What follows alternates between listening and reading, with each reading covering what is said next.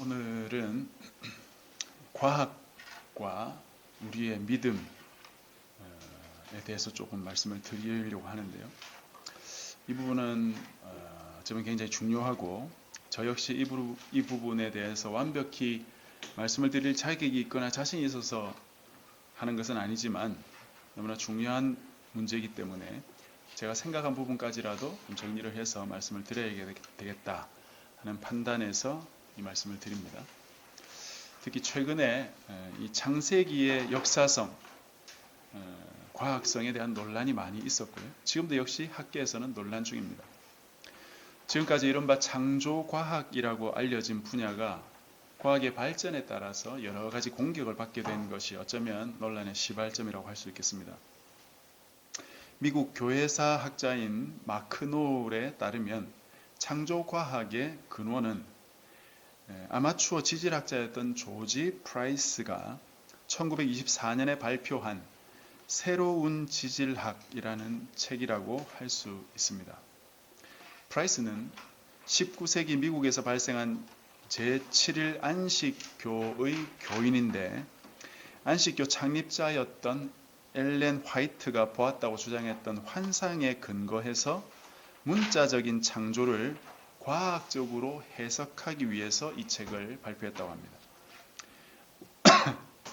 지질학자였던 프라이스는 이 책에서 지구의 나이가 대략 6천에서 8천 년 정도 되고 창조는 구약성서 창세기 1장과 2장에 근거해서 6일 동안 이루어졌으며 지구의 지층과 화석은 노아의 홍수 때 형성된 것이라고 주장을 했습니다. 발간 당시에는 이 책이 기독교계에 큰 영향을 미치지는 못했습니다. 1960년대에 들어와서야 창조과학 운동이라고 부를 수 있는 움직임이 본격화되었는데 계기는 미국의 그레이스 신학교의 교수였던 존 위트콤과 수력공학자였던 헨리 모리스라는 이 두 사람이 조지 프라이스의 책에다가 자신들의 신학과 유사과학적인 설명을 추가해서 창세기 대홍수라는 책을 발간한 것이었습니다. 이 책은 기독교 독자뿐만 아니라 일반 독자들에게도 여러 가지 반향을 일으켰다고 하고요. 짧은 시간 안에 미국의 그 기독교인들에게 창조론의 표준 교과서처럼 받아들여지게 됐다고 합니다. 헨리 모리스는 이 책의 성공을 바탕으로 해서 창조연구회 그리고 창조연구사업회 이런 것을 설립해가지고 창조과학이라고 불리는 교육활동을 시작한 것입니다. 이것이 우리가 알고 있는 창조과학의 시발점이고요. 또 그 뒤에 2000년에는 조나단 웰스라는 사람에 의해서 진화론의 상징들이라는 책이 발간되어 가지고 기독교 내에 이 진화론에 대한 반대 운동이 아주 크게 번졌다고 합니다. 근데 재밌는 것은 이 조나단 웰스도 역시 이단인데요. 통일교 신도입니다. 이단들이 어쩌면 이 근본적인 부분에 있어서 우리 기존 기독교인들보다 더 열심인 것 같습니다. 이런 창조과학 운동이 한국에 1980년에 들어와서 우리 학교 선배들도 많이 따르곤 했고요. 저도 대학 다닐 때 창조과학 수업을 들었어요. 두 학기, 창조과학 1, 2 해가지고 두 학기 동안 배웠습니다. 그때 온갖 지질, 단층, 그리고 노아 홍수로 인한 대격변 이야기 그런 것들은 기억이 나고요. 진화론에 대한 반박 그런 것도 많이 들었죠. 이런 수업을 통해서 자유주의에 대항하기 위한 이론적인 근거를 확보하는 거죠. 그 뒤에도 저는 이 창조과학에 대해서 꾸준히 관심을 가지고 있었는데요. 진화론에 대해서는 당연히 배척하는 마음이 있었는데 언제부턴가 이 창조과학이 과학자들 사이에 인정받지 못하는 사이비 과학이라는 말들이 있었더라고요.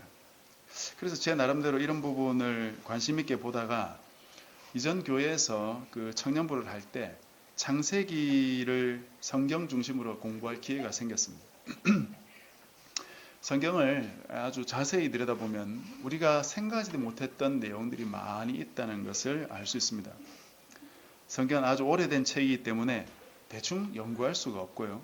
한 부분의 공부라 해도 성경에 기록된 히브리어, 헬라어, 아람어 등 언어 공부부터 해야 됩니다. 언어는 단어와 문장 공부를 해야 되고 또 단어는 그 단어의 용례들을 살피지 않으면 의미를 제대로 파악하기가 힘들어요. 이런 과정을 통해서 단어의 1차적인 의미를 확정하고 그 다음으로는 그 의미가 당시 성경의 역사와 문화 안에서 어떤 특별한 의미나 상징이나 어떤 함축 이런 것이 있는지를 주변 다른 나라들의 문화와 또 비교해 보아야 됩니다. 이런 작업을 거치고 난 이후에 최종적으로 성경을 읽으면서 성경의 문맥을 통해서 그 의미를 확정할 수 있는 것이거든요. 이렇게 성경을 언어적으로, 문화, 역사적으로, 문맥적으로 그렇게 읽다 보면 내가 생각했던 것보다 더 많은 것을 찾아낼 수 있고 좀 더 온전한 의미에 접근할 수 있게 됩니다.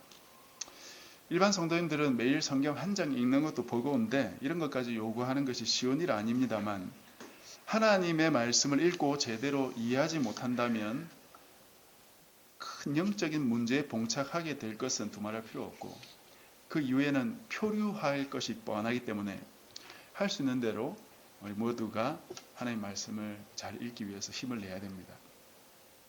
다른 건 안 해도 됩니다. TV도 안 봐도 되고 영화 같은 거 안 봐도 되지 않아요? 현재 이 땅의 시류가 어떻게 흘러가는지 우리가 몰라도 사실 살아가는데 문제 없습니다. 뉴스를 안 봐도 살 수 있고 드라마를 안 봐도 사는데 문제 없어요. 핸드폰 없이도 살 수 있습니다. 그러나 하나님 말씀을 읽고 깨닫고 그것에 따라 살려고 하지 않는다면 영적인 문제가 발생하는 것이에요. 오늘 이 부분이 바로 오늘 본문과 관계가 있기 때문에 제가 언급을 좀 드린 것이고요. 오늘 본문 한번 생각을 해봅시다. 지난번에 기브온이 속임수로 이스라엘과 화친을 맺었고 그 결과로 기브온을 칠 수 없어서 나무를 패며 물을 깃는 종으로 삼았던 사실을 우리가 살펴보았습니다. 오늘은 기브온이 이스라엘과 화친했다는 소식을 듣고 그 주변의 5개국이 기브온을 향해서 전쟁을 걸어오는 장면. 1절에 보면 기브온이 이스라엘과 화친했다는 소식을 듣고 예루살렘 왕이었던 아도니 세덱이 크게 두려워하면서 전쟁을 준비한다고 했는데 그 이유는 기브온이 왕도와 같은 큰 성이고 이 성은 아이보다 더 크고 사람들도 강했기 때문이라고 말하는 것입니다. 아이는 규모가 작아서 그러려니 했는데 기브온 같은 큰 성이 예루살렘과 이스라엘과 화친을 맺었다고 하니까 굉장히 큰 위협이 된 것이죠. 예루살렘은 기브온에서 남동쪽으로 약 10km 정도 떨어져 있는 지점에 있고요. 이 성의 왕인 아도니 세덱이 그 아래쪽에 있던 헤브론과 서쪽에 있던 야르뭇 그리고 블레셋 지역에 있었던 라기스와 에글론 등의 나라에 동맹을 청해서 함께 기브온을 치러 가자 그렇게 요청한 것이. 그러자 이 나라들이 동맹하지 않을 이유가 없죠. 어쨌든 이스라엘을 쳐서 무찔러야 했기 때문에 함께 동맹을 하면 기브온을 칠 수 있을 것이고 기브온을 친 이후에는 아마도 이스라엘을 치려고 하지 않았나 모르겠습니다. 아니면 기브온을 친다면 반드시 이스라엘이 도우러 올 테니까 5나라가 뭉치면 뭐 그 정도 이스라엘이야 얼마든지 무찌를 수 있지 않겠냐 그런 생각도 했을 수 있겠죠. 어쨌든 이들이 전쟁을 걸어오니까 기브온 사람들은 당장 길갈에 있던 여호수아에게 도움을 요청했고 여호수아는 모든 군사와 용사를 모아가지고 기브온을 도우러 갑니다. 조약을 맺었기 때문에 회피할 수가 없죠. 그래서 올라가는 길에 하나님께서 여호수아에게 이렇게 말씀하셨어요. 두려워하지 마라. 내가 그들을 내 손에 넘겨주었으니 그들 중에 한 사람도 너를 당할 자가 없을 것이다. 이 말씀에 힘을 얻고 여호수아가 밤새도록 기브온으로 올라갔습니다. 10절에 보면 여호와께서 그들을 즉 이 5 동맹국을 이스라엘 앞에서 패하게 하심으로 여호수아가 그들을 기브온에서 크게 살육하고 벳호론에 올라가는 비탈에서 추격하여 아세가와 막게다까지 이르니라. 아세가는 기브온에서 남동쪽으로 약 30km 정도 떨어진 지점이고 거기서 남동쪽으로 또 20km 더 내려가면 막게다라는 곳이 나옵니다. 거기까지 추격해서 살육을 했다. 이 10절은 이 전쟁의 전체 상황을 한 문장으로 요약한 것이고 11절부터는 다시 그것을 조금 더 설명을 해줍니다. 11절 그들이 이스라엘 앞에서 도망하여 벳호론의 비탈에서 내려갈 때에 여호와께서 하늘에서 큰 우박덩이를 아세가에 이르기까지 내리시매, 기브온에서 약간 북쪽으로 올라가면 벳호론이 나오는데 거기가 윗 벳호론이고요. 거기서 또 3km 정도 서쪽으로 가다가 남쪽으로 꺾이는 지점에 아랫 벳호론이라고 또 있습니다. 이 벳호론이 두 개가 있는데요. 이 아랫 벳호론을 지나서 남쪽으로 계속 뻗어 있는 그 지역이 아얄론 골짜기입니다. 거기서 20km 더 내려가면 아세가가 있는 거거든요. 하나님께서 이 전쟁이 시작될 때부터 하늘에서 우박을 내리시면서 전쟁을 승리로 이끄셨다 하는 것이죠. 그들이 죽었으니 이스라엘 자손의 칼에 죽은 자보다 우박에 죽은 자가 더 많았더라. 이 전쟁은 누가 한 것입니까? 하나님이 하신 것이에요. 사실은 이 본문에서는 하나님과 관련해서 이 사실이 제일 중요하죠. 하나님께서 우리 앞서서 전쟁을 준비하시고 전쟁을 치르시고 다 이기게 해주신다. 이게 사실은 가장 중요한 주제입니다. 오늘은 조금 다른 목적이 있어서 이 부분에 대해서는 더 이상 강조를 하지 않겠습니다만은 이 부분이 중요하다는 것 말씀드리고요. 12절부터 14절까지 말씀을 또 우리가 아주 주의해서 보아야 되는 부분입니다. 12절입니다. 여호와께서 아모리 사람을 이스라엘 자손에게 넘겨주시던 날에 여호수아가 여호와께 아뢰어 이스라엘의 목전에서 이르되 태양아 너는 기브온 위에 머무르라. 달아 너도 아얄론 골짜기에 그리할지어다 하며 태양이 머물고 달이 멈추기를 백성이 그 대적에게 원수를 갚기까지 하였느니라. 야살의 책에 태양이 중천에 머물러서 거의 종일토록 속히 내려가지 아니하였다고 기록되지 아니하였느냐. 여호와께서 사람의 목소리를 들으신 이 같은 날은 전에도 없었고 후에도 없었나니 이는 여호와께서 이스라엘을 위하여 싸우셨음이니라. 아마 대부분의 성도들은 이런 말씀을 이해하는데 별로 어려움이 없을 겁니다. 학자들만 골머리를 앓는 부분이 이런 부분이에요. 왜냐하면 이 부분은 과학적으로 도무지 증명될 수 없는 부분이기 때문에 신앙심으로 받아들일 수 있지만 신앙심이 없으면 받아들이기 어렵습니다. 이 두 가지 문제점이 있는데 첫 번째는 태양과 달이 실제로 멈췄느냐 하는 것과 두 번째는 하나님께서 사람의 명령을 듣고 순종하셨느냐 하는 점입니다. 첫 번째 문제를 풀어본다면 두 번째는 어느 정도 실마리를 풀 수 있습니다.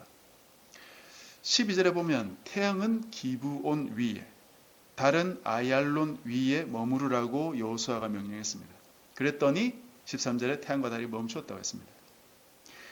그리고 야살의 책에는 태양이 중천에 머물러서 종일토록 속히 내려가지 않았다라고 기록되어 있다고 그러죠. 머무르거나 멈추었다는 것은 말 그대로 일시적인 정지를 의미할 수 있지만 속히 내려가지 않았다라는 말은 아주 천천히 내려갔다는 의미가 될 수도 있죠. 그러니까 성경 기사만으로는 멈추었다고 말할 수도 있고 속도가 아주 느려졌다고 말할 수도 있습니다. 그래서 어떤 학자들은 여기서 해와 달이 멈춘 게 아니고 아주 천천히 내려간 것일 뿐이다. 그렇게 주장합니다. 또 다른 학자들은 여기서 멈췄다는 단어가 어떤 기능을 정지했다는 뜻이기 때문에 해의 이 기능인 빛 비추는 것을 멈추었다고 보기도 합니다. 그래서 이 학자들은 이 문장의 뜻이 해와 달이 멈추거나 속도가 느려졌다는 것이 아니고 해, 달이 겹쳐서 일식이 일어난 것이다. 그래서 빛이 안 비친 것이다. 그렇게 주장합니다.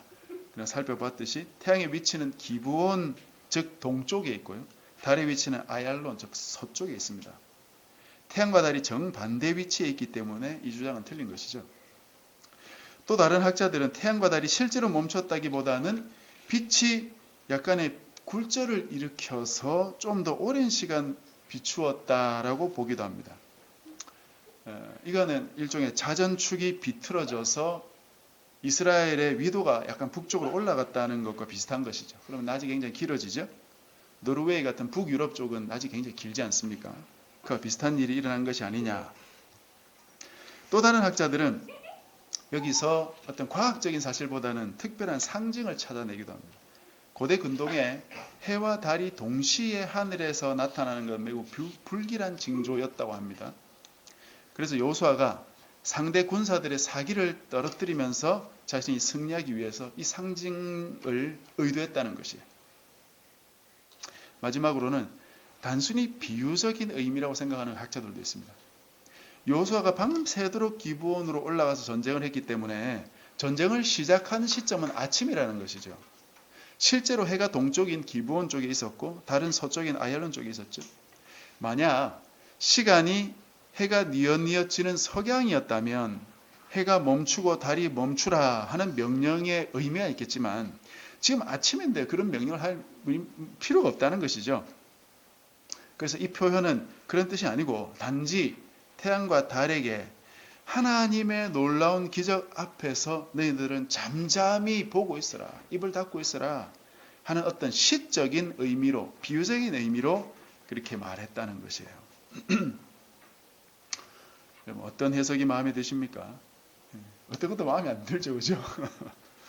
우리 마음에는 그냥 성경 기록 그대로 해와 달이 전쟁 끝마칠 때까지 그냥 거의 머무르거나 아주 천천히 움직이거나 뭐 그 정도 했다고 하면 좋겠죠. 어거스틴이나 제롬 같은 초대 교부들이 그렇게 이해를 했고요. 루터나 칼빈 그리고 상당수 유대교 랍비들이 역시 그렇게 해석합니다. 지금도. 그러나 최근 학자들이 계속 의문을 던지는 이유는 이 해와 달이 멈추었다면 지구가 자전을 멈췄다는 것인데 그렇다면 적어도 이 태양계에 엄청난 문제가 생기지 않았겠느냐 하는 생각 때문입니다. 지구 자전 방향으로 바람이 크게 불 것이고 중력에도 큰 변화가 올 것이고 그렇게 된다면 이 지구만 문제가 아니고 이 태양계와 우주 전체에도 그 영향이 적지 않았을 것이다. 이런 생각들이 꼬리에 꼬리를 무는 것입니다. 그런데 문제는 그런 대격변이 있었다면 어디선가 그런 일들에 의한 다른 놀라운 일들에 대한 기록이 있어야 될 것인데 성경 이외에는 그런 기록이 없다는 것이죠. 예전에 이런 이야기가 있었습니다. 나사에서 인간을 달에 착륙시키기 위해서 100년이나 1000년 정도 후의 우주에서의 태양과 달의 그리고 별의 위치를 추적하기 위해서 시간을 계산해야 됐는데 그 시간 계산하기 위해서 컴퓨터를 작동시켰는데 갑자기 컴퓨터에서 소리가 나면서 23시간 20분이 부족하다는 계산이 나왔다는 겁니다. 도대체 이게 어떻게 된 일이냐 이렇게 알아보니까 그것은 여호수아 10장에 나온 대로 이 하루가 더 길어진 것이다. 그러면 24시간이 아니고 왜 40분은 모자라냐?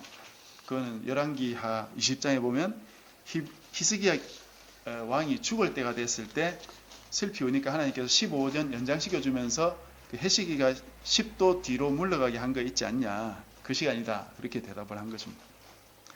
이게 나사에서 했다는 이야기도 있고 IBM 직원이 했다는 설도 있고요. 찰스 토튼이라는 사람이 했다는 설도 있습니다.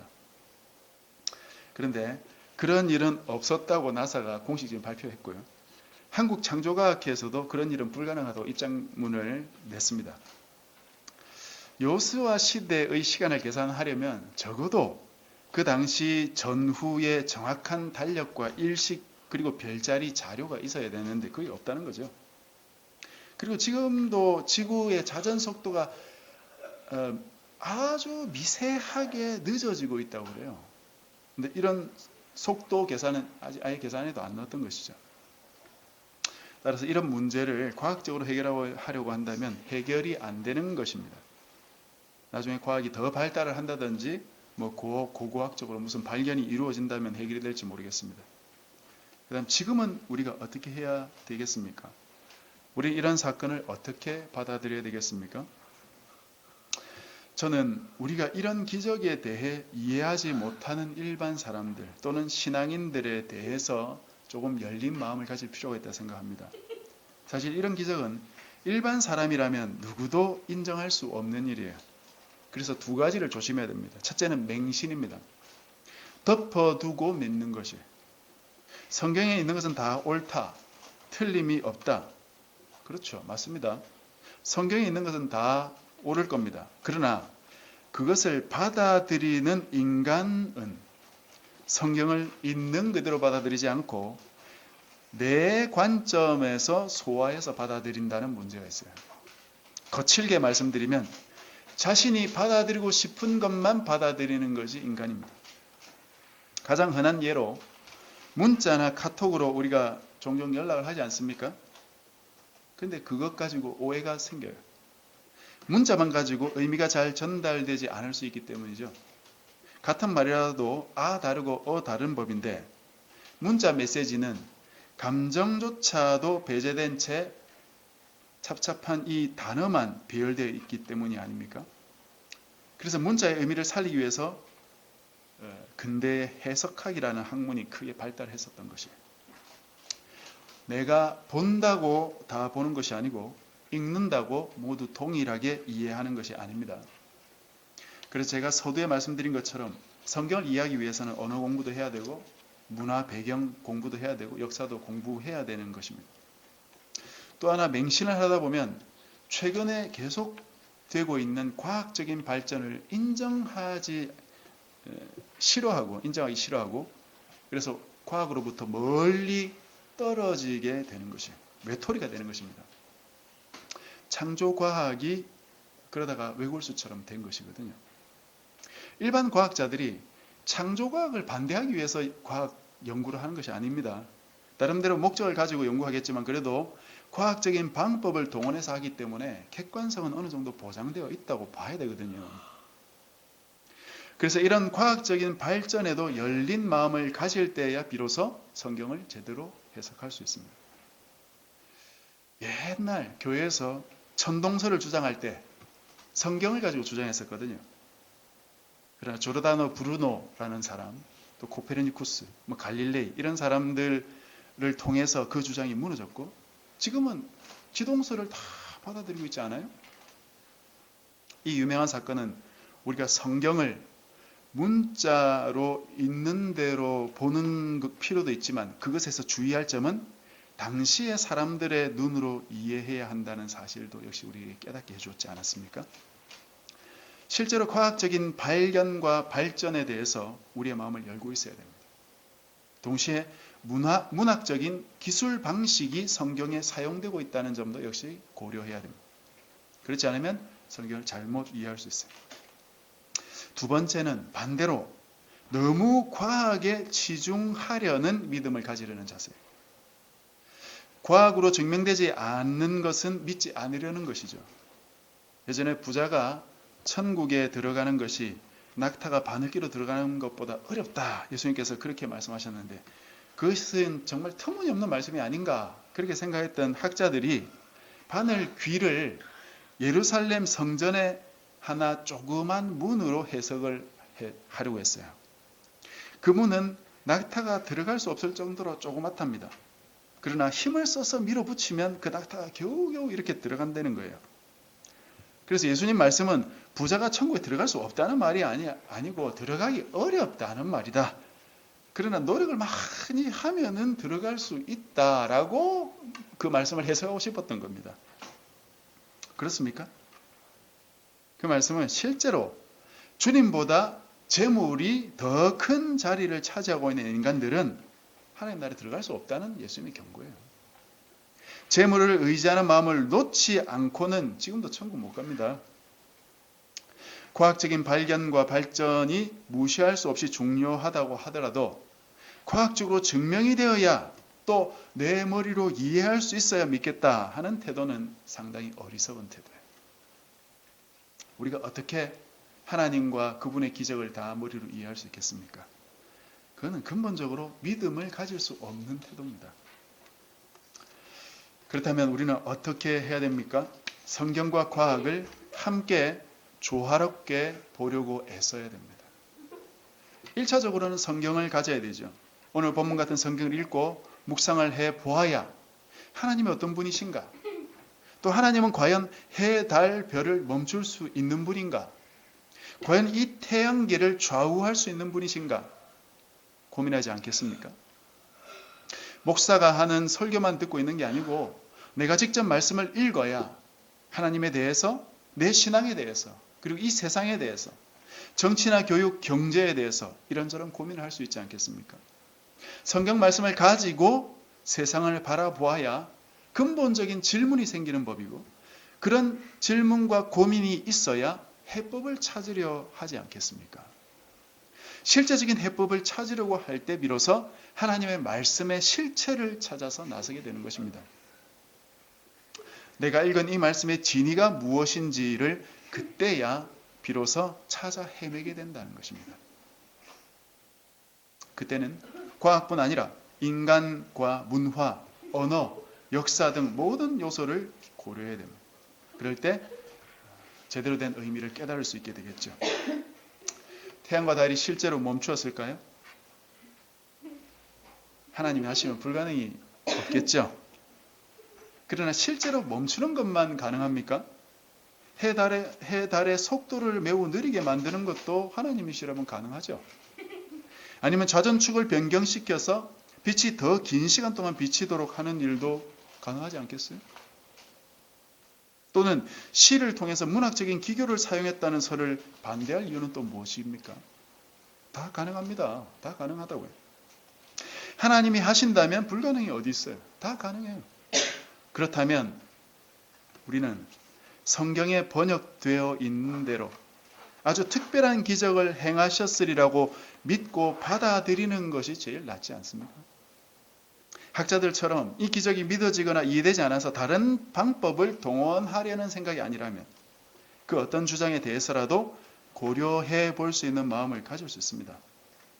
우리의 그 어떤 생각을 뛰어넘는 기적이라도 하나님은 다 할 수 있기 때문이죠. 말씀을 좀 정리하겠습니다. 성경에 기록된 대로 받아들이시기를 바랍니다. 그리고 과학이 발전하는 것도 하나님의 손 아래에 있다는 사실을 기억하십시오. 과학의 발전을 반대하거나 두려워할 필요가 전혀 없습니다. 우리가 사는 이 세상이 하나님이 만드신 세상입니다. 이 세상의 법칙 하나 새롭게 발견하게 되는 것은 주님이 만드신 세상의 놀라움을 찬양하는 계기가 될 수 있는 것이죠. 그래서 하나님의 말씀과 또 이 세상의 여러 가지 발전들을 동시에 고려하면서 우리가 좀 더 올바른 신앙으로 자라가는 저와 여러분 되시기를 주님의 이름으로 축복합니다.